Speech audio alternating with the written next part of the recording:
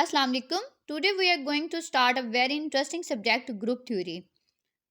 So, before we dive into the concept of group theory, it's worth acknowledging its rich historical background. Developed over centuries, group theory has been shaped by the contribution of brilliant mathematicians like Avesta, Galois, and Arthur Cayley. Their insight laid the groundwork for the modern understanding of group and their properties. Let's embark on this journey together to explore the fundamental principle and application of group theory. In this course, we are going to study these books. Well, you will be guided by the insightful perspectives found in these influential books I mentioned below. Each of these books contribute a lot in understanding the subject of group theory.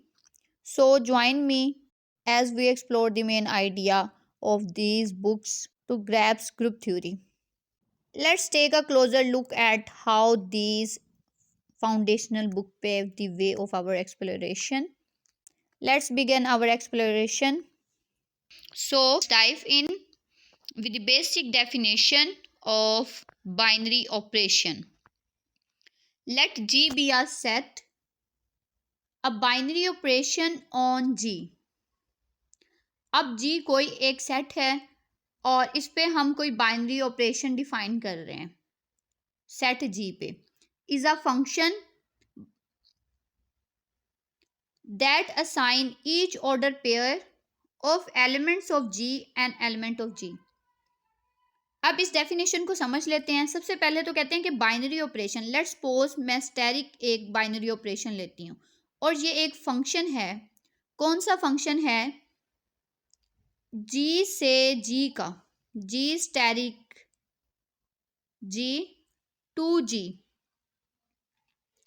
अब जी से कोई दो order pair लेते हैं और उनको जी पे map करते हैं. जी के कोई से दो element let A and B. ये ऑर्डर पेयर का मतलब है कि एक से ज़्यादा हमने ग्रुप के एलिमेंट लिए, दो एलिमेंट लिए और इस पे कोई ऑपरेशन स्टेरिक परफॉर्म किया तो जो रिजल्टिंग एलिमेंट आया वो भी जी से बिलोंग करता है. इस प्रॉपर्टी को हम क्लोजर प्रॉपर्टी भी कहते हैं. तो हम कहेंगे कि जो जी है वो क्लोज्ड है अंडर स्टेरिक. अब स्टेरिक हमारा कोई भी बाइनरी ऑपरेशन है. अब ये एडिशन का भी हो सकता है, सब्ट्रैक्शन का भी हो सकता है, मल्टीप्लिकेशन का भी हो सकता है और डिवीजन का भी हो सकता है. लेट्स सपोज के एक सेट ले 1 2 एंड 3. अब ये जी एक सेट है. मैं जी से कोई दो एलिमेंट लूँ 1 एंड 2 और बिलोंग करते हैं जी को. अब अंडर एडिशन अगर मैं देखूं 1 + 2 which is equal to 3 also belong to G. तो ये अंडर एडिशन हमने कोई से जी के दो एलिमेंट लिए और जो रिजल्टिंग एलिमेंट आया वो भी दोबारा जी को बिलोंग कर रहा था. लेकिन अगर 3 + 1 करें तो 4 आता है, लेकिन वो इस सेट को बिलोंग नहीं करता. इसलिए डेफिनेशन क्या कहती है कि फॉर ईच ऑर्डर पेयर, हर एक ऑर्डर पेयर के लिए ये प्रॉपर्टी सेटिस्फाई होनी चाहिए. अब ये बाइनरी ऑपरेशन इस सेट के लिए सेटिस्फाई नहीं करता, ये इसके लिए होल्ड नहीं करता. Binary operation on a set G is simply a formula by which order pair from G combine to form a new member of G. इसमें हम दो G के एलिमेंट्स को कंबाइन करते हैं दोबारा एक नया मेंबर बनाने के लिए जो दोबारा किसको बिलोंग करता है? G को बिलोंग करता है. और इस प्रॉपर्टी को हम क्या कहेंगे? ये क्लोजर लॉ है. अब बाइनरी ऑपरेशन कौन कौन से हो सकते हैं? एडिशन का, सब्ट्रैक्शन, मल्टीप्लिकेशन. अगर हम सेट ऑफ इंटीजर्स पे एडिशन अप्लाई करें तो हमें दोबारा जो आंसर मिलेगा रिजल्टिंग एलिमेंट वो भी हमें इंटीजर्स मिलेगा. मतलब हर इंटीजर पे अगर आप कोई से इंटीजर का सेट लें उस पे एडिशन बाइनरी ऑपरेशन लगाएं तो हर एलिमेंट दोबारा इसी जी को बिलोंग करेगा. इसी तरह सब्ट्रैक्शन और मल्टीप्लिकेशन इसको सेटिस्फाई करता है. तो binary operation of addition, subtraction, multiplication of integer ये सेटिस्फाई होता है। लेकिन अगर हम डिवीजन की बात करें तो दो इंटीजर्स को अगर एक इंटीजर को दूसरे इंटीजर पे डिवाइड करें तो ज़रूरी नहीं उसका अगेन आंसर हमें इंटीजर मिले। फॉर एग्जांपल अगर मैं 5 डिवाइड करूं 2 पे, इसका आंसर इंटीजर्स को बिलोंग नहीं करता। तो डिवीजन सेट ऑफ इंटीजर्स पे बाइनरी ऑपरेशन नहीं है।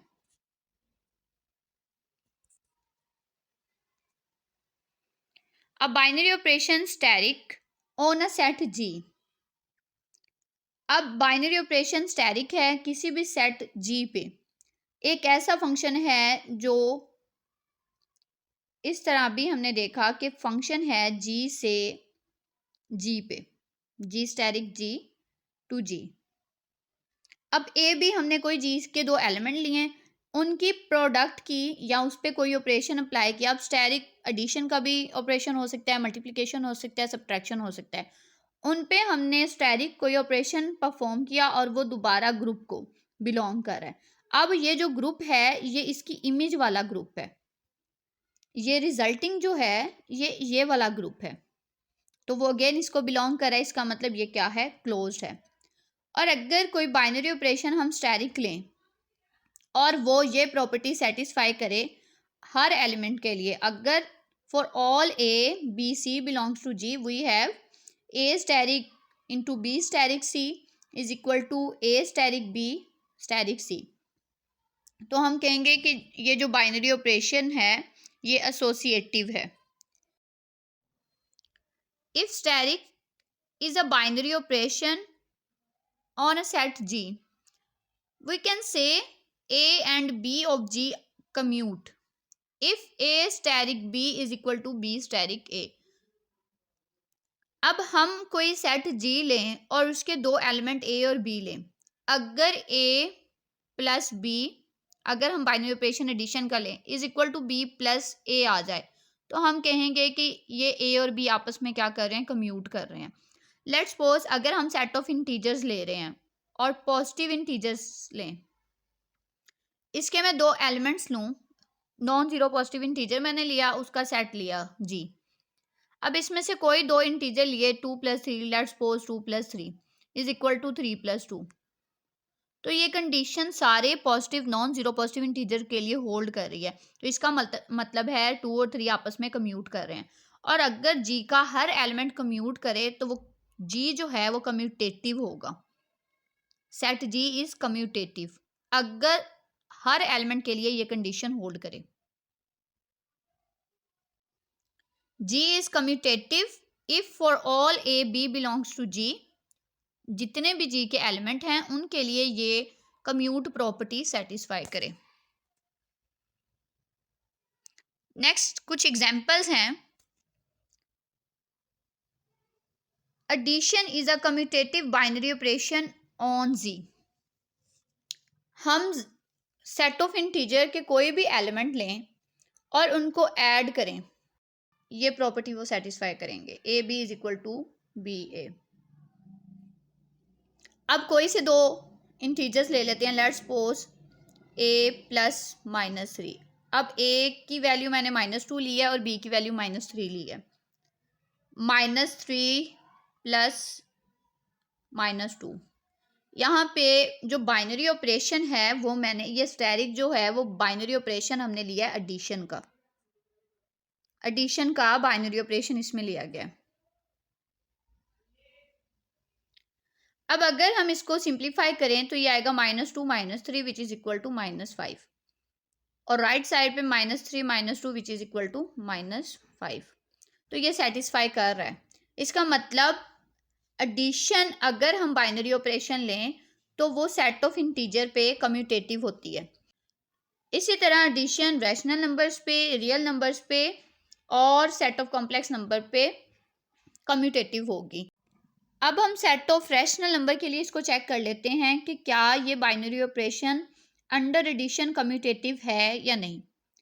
अब कोई से दो अगर हम रैशनल नंबर्स लें, let's 2/3 and 8/3, both belong to set of rational number. Set of rational number की हमने डेफिनेशन पढ़ी थी कि अगर कोई नंबर p बाय q की फॉर्म में हो और p और q इंटीजर्स को बिलोंग करने चाहिए और q नॉट इक्वल टू 0 होना चाहिए, तो ये दोनों नंबर सेट ऑफ इंटीजर की में से बिलोंग भी करते हैं, q नॉट इक्वल टू 0 भी है और p q की फॉर्म में लिखे हुए हैं, तो ये सेट ऑफ रैशनल नंबर को बिलोंग करते हैं।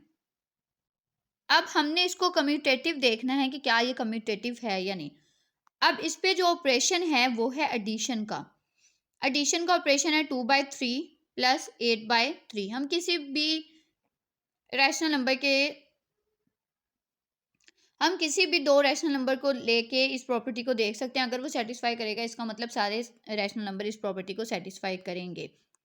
अब 8/3 प्लस 2/3 करें तो ये इन दोनों के आंसर्स इक्वल आएंगे, इसका मतलब ये कम्यूटेटिव प्रॉपर्टी सेटिस्फाई हो रही है।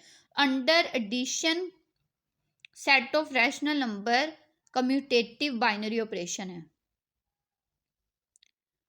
अब सेट ऑफ कॉम्प्लेक्स नंबर को इसी तरह सेट ऑफ रियल नंबर भी सेटिस्फाई करेंगे। अब सेट ऑफ कॉम्प्लेक्स नंबर को देख लेते हैं कि क्या वो कम्यूटेटिव बाइनरी ऑपरेशन है अंडर एडिशन या नहीं।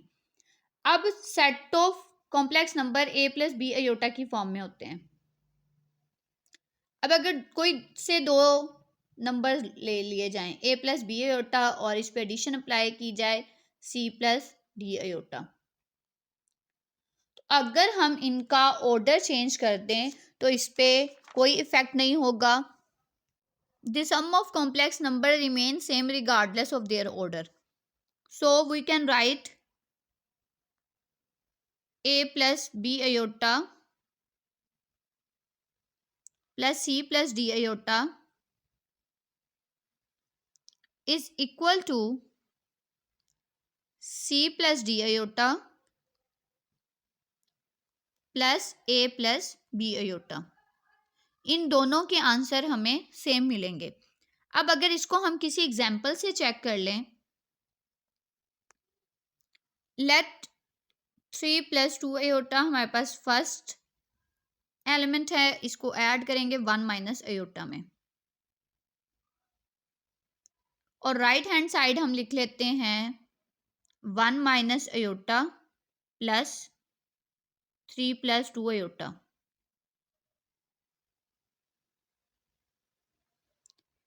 3 plus 1 plus 2 iota minus iota, this is equal to 4 plus iota, and this side is equal to 1 minus iota plus 3 plus 2 iota, so this is equal to 4 plus iota। तो ये both side equal हैं, तो commutative property under addition binary operation है set of complex number पे। अब under multiplication हमने देखना है कि क्या ये तीनों कम्यूटेटिव बाइनरी ऑपरेशन हैं या नहीं। अगर हम कोई से दो सेट ऑफ इंटीजर में से नंबर लें a और b और उस पर मल्टीप्लिकेशन अप्लाई करें a मल्टीप्लाई b, तो ये प्रॉपर्टी सेटिस्फाई होगी। Let's -2 and 3 both belong to set of integer is equal to 3 multiply -2, तो ये मल्टीप्लिकेशन प्रॉपर्टी सेटिस्फाई होती है। इसी तरह set of rational number, irrational number और set of complex number multiplication property under binary operation commutative हैं, तो ये मल्टीप्लिकेशन प्रॉपर्टी सेटिस्फाई करते हैं। अंडर बाइनरी ऑपरेशन ये कम्यूटेटिव हैं। नेक्स्ट है subtraction is not commutative binary operation. अब सब्ट्रैक्शन बाइनरी ऑपरेशन क्यों सेटिस्फाई नहीं करती सेट ऑफ इंटीजर्स पे, तो इसको हम चेक कर लेते हैं। कोई से दो अगर हम इंटीजर, पहले जो हमने लिए इंटीजर -2 और -3, हमने कहा कि ये दोनों बिलोंग करते हैं सेट ऑफ इंटीजर्स को। अगर -2 पे सब्ट्रैक्शन अप्लाई की जाए और राइट साइड पे भी सब्ट्रैक्शन अप्लाई की जाए,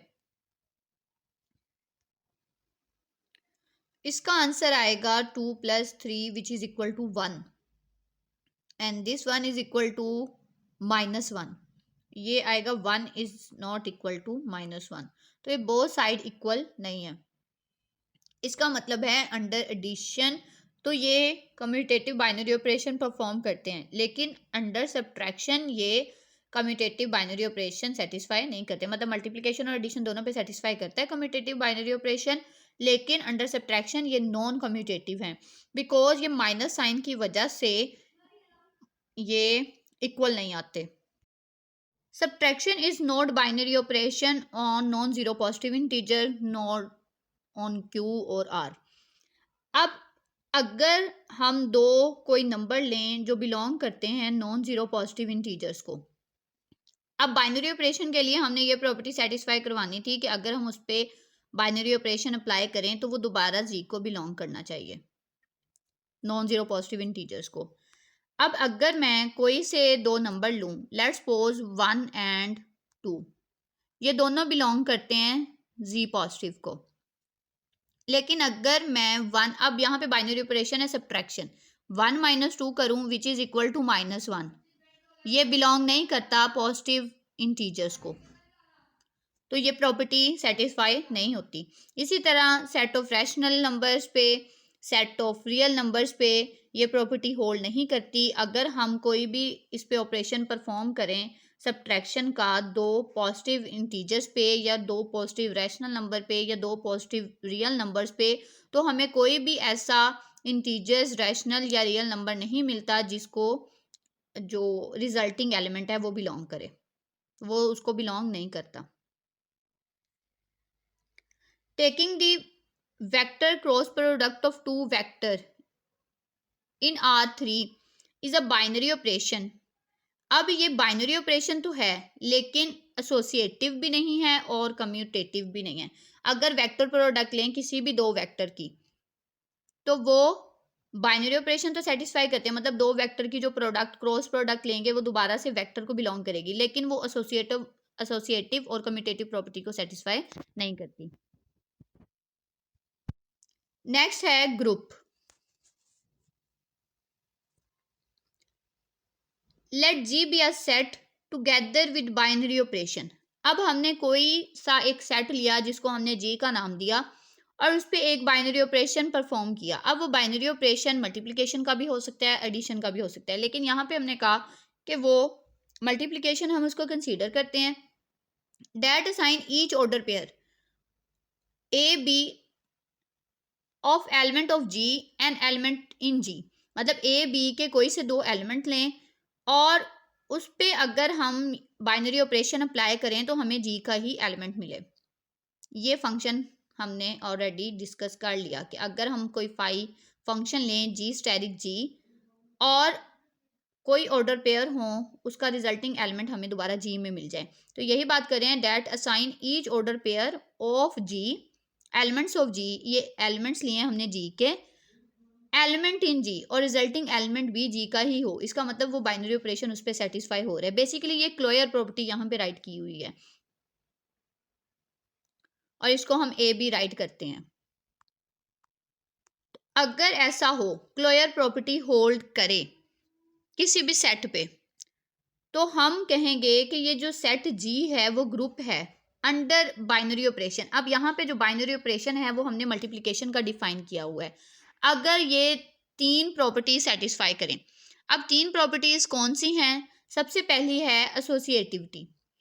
एसोसिएटिविटी का क्या मतलब है कि अगर हम ए बी सी कोई से तीन एलिमेंट्स लें सेट जी में से और उन पे एसोसिएटिव लॉ अप्लाई करें, और एसोसिएटिव लॉ अंडर मल्टीप्लिकेशन अगर तो होल्ड करता है ग्रुप के सारे एलिमेंट्स के लिए, तो हम कहेंगे कि ये एसोसिएटिविटी फर्स्ट प्रॉपर्टी होल्ड करती है। लेट्स सपोज अगर मैं एक सेट लिखूं 1 ओमेगा और ओमेगा स्क्वायर। अब इसके अगर मैं कोई से दो एलिमेंट लूं 1 मल्टीप्लाई ओमेगा और एक ओमेगा स्क्वायर राइट कर लेते हैं।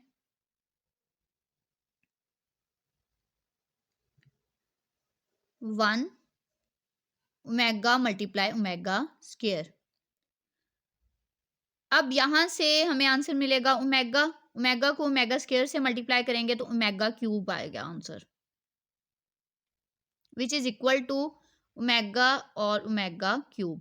यहाँ से भी हमें ओमेगा क्यूब मिलेगा, यहाँ से भी omega cube is equal to 1, 1 is equal to 1। इसका मतलब है एसोसिएटिव ला इसमें होल्ड करता है, मतलब A B C is equal to A into B C for all element of, मतलब इसके आप एलिमेंट चेंज करें और उसको इस प्रॉपर्टी को सेटिस्फाई करें, अगर तो ये सारे एलिमेंट के लिए एसोसिएटिव ला होल्ड करता है तो हम कहेंगे कि इसके लिए एसोसिएटिव प्रॉपर्टी होल्ड करती है। नेक्स्ट प्रॉपर्टी है आइडेंटिटी। इस सेट के अंदर जी के अंदर कोई एक ऐसा एलिमेंट ई एग्जिस्ट करना चाहिए कि उसको ग्रुप के किसी भी एलिमेंट से जब मल्टीप्लाई करें तो उस एलिमेंट पे कोई भी इफेक्ट ना हो, कोई एक एलिमेंट इस सेट में लाजमी होना चाहिए।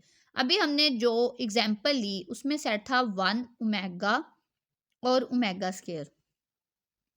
अब इसमें एक एलिमेंट ऐसा है जिसको मैं ग्रुप के किसी भी एलिमेंट से मल्टीप्लाई करती हूँ, और ये फॉर ऑल की कंडीशन है, ग्रुप के सारे एलिमेंट से मल्टीप्लाई करें लेकिन उन पे कोई भी इफेक्ट ना हो। अब मैं कहती हूँ कि यहाँ पे जो आइडेंटिटी है वो है 1। अगर मैं 1 को ओमेगा से मल्टीप्लाई करती हूँ तो ओमेगा आंसर मिलता है which is equal to omega multiply 1। और अगर इसको 1 डॉट ओमेगा स्क्वायर से मल्टीप्लाई किया जाता है, omega square dot 1 which is equal to omega square. अब ये ग्रुप के सारे एलिमेंट के लिए ये प्रॉपर्टी सेटिस्फाई होती है। इसका मतलब 1 जो है वो आइडेंटिटी एलिमेंट है। Identity element is basically the element when we multiply that element with all the element of A in G we obtain the same element such that if A belong to G then AE is equal to EA and the resulting element is the same। Third one property है inverse, कि G के जितने भी element हैं उनका inverse exist करना चाहिए उसी सेट में। अगर G हमारे पास कोई सेट है और A उस सेट का एक एलिमेंट है तो A का इनवर्स लाजमी एग्जिस्ट करना चाहिए, और ये प्रॉपर्टी हर एक एलिमेंट के लिए होल्ड करनी चाहिए। तो हम सपोज करते हैं कि बी वो एलिमेंट है जो ए का इन्वर्स है। अब अगर हम किसी नंबर को उसके इन्वर्स से, अब 1/a जो है वो मल्टीप्लिकेटिव इन्वर्स है ए का, अब जब मैं इसको इससे मल्टीप्लाई करती हूँ तो मुझे रिजल्टिंग एलिमेंट जो मिलता है वो आइडेंटिटी एलिमेंट होता है। तो यही प्रॉपर्टी में है कि अगर आप किसी नंबर को उसके इन्वर्स से मल्टीप्लाई, अब यहाँ पे हमने सपोज किया है जो बी है वो इन्वर्स है, अब अगर ए को मैं उसके इन्वर्स से मल्टीप्लाई करूंगी तो मुझे रिजल्टिंग एलिमेंट क्या मिलेगा, आइडेंटिटी। तो अगर ग्रुप के सारे एलिमेंट्स के लिए ये प्रॉपर्टी सेटिस्फाई होती है तो हम कहेंगे कि इनवर्स ला इसमें होल्ड करता है। सॉरी, सेट के एलिमेंट के लिए ये प्रॉपर्टी सेटिस्फाई होती है तो इनवर्स ला इसमें होल्ड करता है। और यहाँ पे जो बी है वो इनवर्स है ए का। अब एग्जाम्पल जो हम कर रहे थे उसको भी साथ देख लेते हैं। सेट था हमारे पास 1 ओमेगा और ओमेगा स्क्वायर। अब हमने देखना है कि क्या इसमें इन्वर्स एग्जिस्ट करते हैं सारे नंबर्स के, या इसके इन्वर्स एग्जिस्ट नहीं करते। तो इसके लिए कैले टेबल इसका बना लेते हैं, उससे फिर हमें क्लियर हो जाएगा कि क्या इसके सारे एलिमेंट्स का इन्वर्स एग्जिस्ट करता है या नहीं करता। तो हमारे पास जो सेट था वो है G is equal to 1 omega and omega square. अब इनवर्स एलिमेंट का मतलब है कि ग्रुप के एलिमेंट को मल्टीप्लाई, अब अंडर एडिशन, यहाँ पे बाइनरी ऑपरेशन हमारे पास है एडिशन का, 1 omega and omega square, 1 omega and omega square.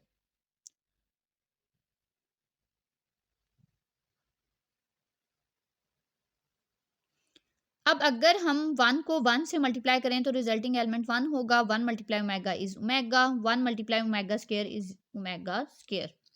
Omega 1 is omega, omega multiply omega is omega square. जब ओमेगा को ओमेगा स्क्वायर से मल्टीप्लाई करेंगे तो ये होगा ओमेगा क्यूब, और हमें पता है कि ओमेगा क्यूब जो है वो इक्वल है 1 के। ओमेगा स्क्वायर आएगा यहाँ पे, omega square multiply omega is equal to omega cube is equal to 1, और ओमेगा की power 4 which is equal to omega dot omega cube, omega dot 1, omega cube की जगह हम क्या लिख देंगे 1 multiply 1 which is equal to omega, omega 4 is equal to omega.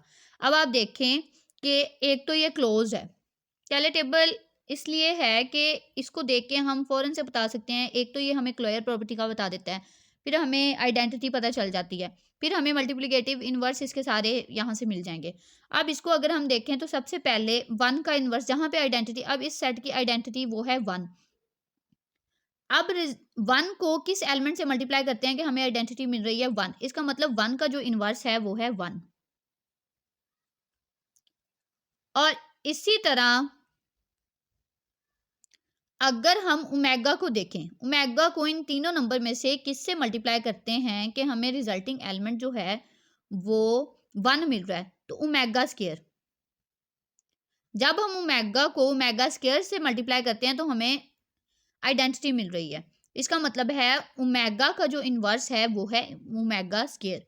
इसी तरह ओमेगा स्क्वायर को जब ओमेगा से मल्टीप्लाई करेंगे तो हमें आइडेंटिटी आंसर मिल रहा है। तो इस सेट के अंदर ओमेगा का स्क्वायर जो है उसका इन्वर्स है ओमेगा, और ओमेगा का इन्वर्स है ओमेगा स्क्वायर, और 1 अपने आप का इन्वर्स है। तो हर एक एलिमेंट का इन्वर्स एग्जिस्ट कर रहा है इसी सेट के अंदर। इसका मतलब है कि इन्वर्स लॉ इसमें होल्ड कर रहा है, और आइडेंटिटी भी होल्ड कर रही है। आइडेंटिटी इसमें एग्जिस्ट कर रही है 1, जिसको इसके हर एलिमेंट से मल्टीप्लाई करने से हमें दोबारा यही एलिमेंट मिल रहा है। इसका मतलब आइडेंटिटी भी इसमें एग्जिस्ट कर रही है, which mean that inverse law hold in this case. तो ये जो सेट जी है वो ग्रुप है। अगर ये 3 प्रॉपर्टी सेटिस्फाई होती थी किसी भी क्लोज सेट में तो हम कहते थे कि ये जो सेट है वो क्या है, ग्रुप है। तो ये सेट जो है 1 ओमेगा और ओमेगा स्क्वायर ये एक ग्रुप है। G is group under multiplication. Binary operation हमारा क्या है, मल्टीप्लिकेशन। अब कुछ बुक्स में ग्रुप के लिए 4 प्रॉपर्टीज बनाई गई हैं, कुछ में इसको इस तरह 3 प्रॉपर्टीज से रिप्रेजेंट किया गया है। अब 4 प्रॉपर्टीज कैसे हैं, तो कुछ बुक्स में इसको अलग से क्लोजर प्रॉपर्टी फर्स्ट प्रॉपर्टी का नाम दिया गया है। अगर हम डेफिनेशन में इसको ऐड कर देंगे तो हम राइट करेंगे कि ये 3 प्रॉपर्टी सेटिस्फाई होनी चाहिए। अगर आप इसको फर्स्ट प्रॉपर्टी कहते हैं तो ये टोटल 4 प्रॉपर्टीज बन जाएंगी। अगर किसी भी ग्रुप में अंडर बाइनरी ऑपरेशन ये 4 प्रॉपर्टीज होल्ड करें तो हम कहेंगे कि वो जो सेट जी है वो ग्रुप है, अगर ये 4 प्रॉपर्टीज उसमें होल्ड करें। 4 प्रॉपर्टीज कैसे, closure property, associativity, identity and inverse of each element. Next है अबिलियन ग्रुप। अगर कोई ग्रुप है और वो कम्यूटेटिव लॉ भी होल्ड करता है, a asterisk b is equal to b asterisk a. अगर ये कम्यूटेटिव प्रॉपर्टी एलिमेंट हर एक एलिमेंट के लिए होल्ड करेगी तो जो ग्रुप होगा वो अबिलियन ग्रुप होगा। If a group has commutative property A B is equal to B A for every pair of element A B we can say that the group is abelian. अगर group के सारे element के लिए commutative law hold करता है तो वो जो ग्रुप होगा वो अबिलियन ग्रुप होगा। नॉन अबिलियन ग्रुप, अगर कोई एक एलिमेंट भी कम्यूटेटिव प्रॉपर्टी सेटिस्फाई नहीं करता, मतलब कुछ एलिमेंट तो ये प्रॉपर्टी सेटिस्फाई करते हैं लेकिन कोई एक एलिमेंट ऐसा है या एक से ज़्यादा कोई एक ऐसा एलिमेंट आपको मिल जाए जो ये प्रॉपर्टी होल्ड नहीं करता, तो वो जो ग्रुप होगा वो नॉन अबिलियन ग्रुप होगा। A group is non abelian if there are some pair of elements a and b such that a b not equal to B a. अगर कोई एक भी ऑर्डर पेयर इस प्रॉपर्टी को satisfy नहीं करेगा तो हम कहेंगे कि ये जो ग्रुप है ये नॉन अबिलियन ग्रुप है। आपकी टास्क ये है कि जो हमने अभी एक ग्रुप प्रूव किया 1 ओमेगा एंड ओमेगा स्क्वायर, आपने इसको बताना है कि क्या ये अबिलियन ग्रुप है या नॉन अबिलियन ग्रुप है, और अंडर मल्टीप्लिकेशन आपने इसको चेक करना है। इसको चेक करने का क्या तरीका है, आप इसके हर एलिमेंट को दूसरे एलिमेंट से मल्टीप्लाई करेंगे। अगर A B is equal to B A answer मिलता है तो वो अबिलियन होगा, और अगर नॉट इक्वल टू मिलता है तो वो नॉन अबिलियन होगा।